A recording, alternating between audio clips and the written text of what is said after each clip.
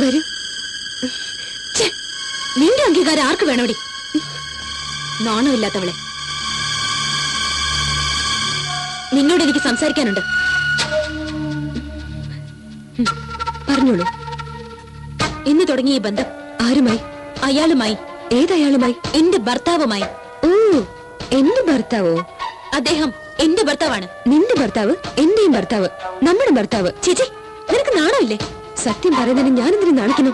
അദ്ദേഹത്തെ നീ വശീകരിച്ചതല്ലേ? ദേ നോക്ക്, എന്നെ തൊട്ടതിനു ശേഷം അദ്ദേഹം നിന്റെ ഭർത്താവായത്. കൈവശം കൊടുത്ത് മയക്കെടുത്തിട്ട് അഹങ്കാരം പറയുന്നു.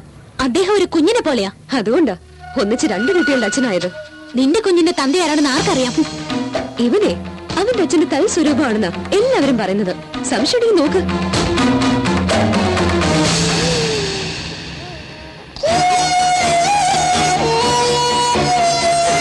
കണ്ടല്ലോ, എന്നെ അദ്ദേഹം എത്രത്തോളം സ്നേഹിക്കുന്നുണ്ടെന്ന് ഇപ്പൊ നിനക്ക് മനസ്സിലായില്ലേ? നീ ഇവിടം വിട്ടു പോവാൻ നിനക്ക് എന്ത് വേണം? എന്ത് വരും? എന്ത് വേണം? നിന്റെ കയ്യിൽ എന്തുണ്ട്? എത്ര പണം വേണമെങ്കിലും എടുത്തോ. ഈ പണം നിന്റേതല്ല, അദ്ദേഹത്തിന്റെയാ. എത്ര സ്വർണം വേണമെങ്കിലും ഞാൻ തരാം. അത് നിന്റേതല്ല, അദ്ദേഹത്തിന്റെയാ. നിനക്ക് സ്വന്തമായിട്ട് എന്തെങ്കിലും ഉണ്ടെങ്കിൽ അത് മതി എനിക്ക്. ഞാനൊന്ന് മനസ്സ് വെച്ചിരുന്നെങ്കിൽ ഒരിക്കലും അദ്ദേഹം നിന്റെ കഴുത്തിൽ താലി കെട്ടില്ലായിരുന്നു. ഇപ്പൊ നിന്റെ സ്ഥാനത്ത് ഞാൻ ഉണ്ടാവുമായിരുന്നു. നീ അനുഭവിക്കുന്ന സ്വത്തും സുഖവുമെല്ലാം ഞാൻ നൽകിയ ഭിക്ഷയാണ്. നിന്റെ കഴുത്തിൽ കിടക്കുന്ന താലിയും എന്റെ ഭർത്താവിനെ പോലും ഞാൻ നിനക്ക് തന്ന ദാനമാണ്. നിൽക്ക്.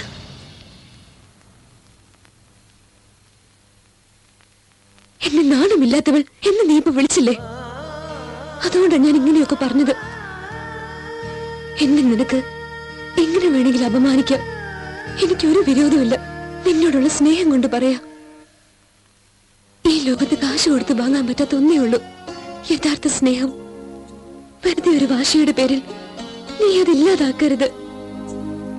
അദ്ദേഹത്തിന്റെ ജീവിതത്തിലും മനസ്സിലും ഒരു പെണ്ണിന് മാത്രമേ സ്ഥാനമുള്ളൂ. അത് നിനക്ക്